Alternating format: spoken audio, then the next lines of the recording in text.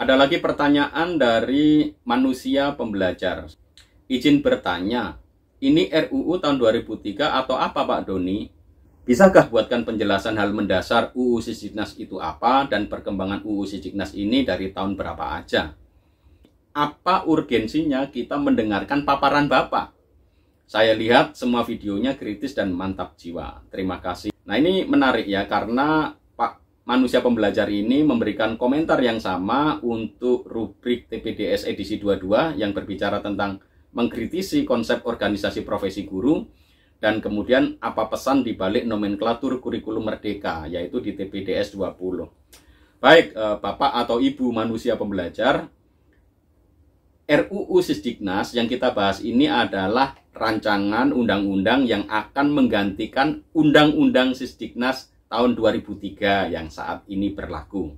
Jadi sejak tahun lalu sudah mulai ada polemik, perdebatan, diskusi tentang perubahan Undang-Undang Sisdiknas. Nah, perubahan ini apa? Berarti yang akan diubah adalah Undang-Undang Sisdiknas tahun 2003, Pak. Ya.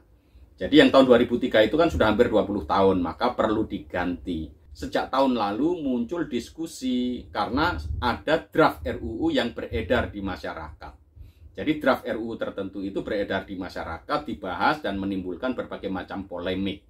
Karena itulah saya membuat kanal YouTube ini, Pak, manusia pembelajar ya, supaya masyarakat itu sadar dan paham bahwa saat ini sedang ada proses perubahan besar di negara kita, terutama dalam kebijakan pendidikan.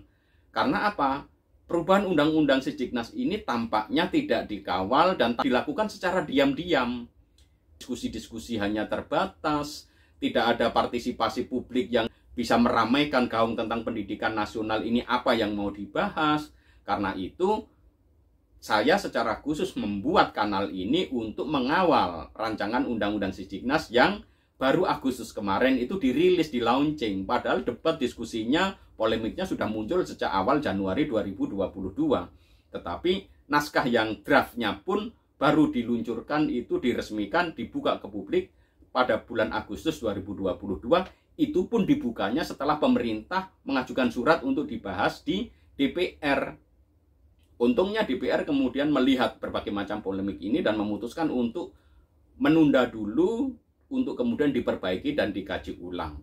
Nah, begitu Pak manusia pembelajar. Jadi, apa urgensinya mendengarkan kanal saya? Ya supaya masyarakat, Bapak Ibu guru, pengambil kebijakan, orang tua, paham tentang perubahan yang ada di Undang-Undang Sistem Pendidikan Nasional ini. Undang-undang ini bukan berbicara masalah guru saja, tetapi penyelenggara pendidikan swasta, berarti yayasan-yayasan harus ikut mengawal.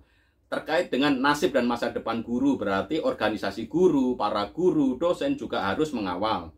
Undang-undang ini juga nanti akan mengubah perguruan tinggi, maka para dosen, penyelenggara perguruan tinggi juga harus ikut mengawalnya. Jadi, ketika kita berbicara tentang perubahan Undang-Undang Sisdiknas, maka kita berbicara tentang banyak tema pendidikan yang harusnya dikawal secara bersama-sama. Nah, ini yang memang harus kita kawal, dan tampaknya pengawalan ini sangat kurang karena memang media massa tidak mensoundingnya kecuali ada masalah, seperti ketika hilangnya kata pondok pesantren atau hal-hal yang lain. Maka sebenarnya rame di media atau tidak rame di media, masyarakat harus mengawal. Orang tua harus tahu apa hak dan kewajibannya. Masyarakat harus tahu apa hak dan kewajibannya di dalam draft undang-undang yang baru ini. Karena inilah yang kemudian bisa kita kawal, kita perbaiki.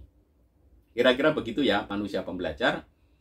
Jadi yang saya bahas ini adalah draft RUU Sisdiknas yang diajukan oleh pemerintah, terutama versi Agustus 2022. Ya. Dan draft ini akan menggantikan Undang-Undang Sisdiknas nomor 20 tahun 2003 dan dua undang-undang yang lain, yaitu Undang-Undang Guru dan Dosen dan Undang-Undang Pendidikan Tinggi. Jadi ini permasalahannya sangat kompleks, ya. Jadi kita harus melihat bahwa satu draft ini akan menggantikan 3 undang-undang. Maka kita harus sungguh-sungguh teliti dan mengawal, jangan sampai apa yang sudah baik justru malah dihilangkan, seperti terkait dengan tunjangan profesi guru. Terima kasih atas tanggapan dan komentarnya. Sampai bertemu lagi di dalam rubrik Tanya Jawab kanal YouTube Tanya Pak Doni saja.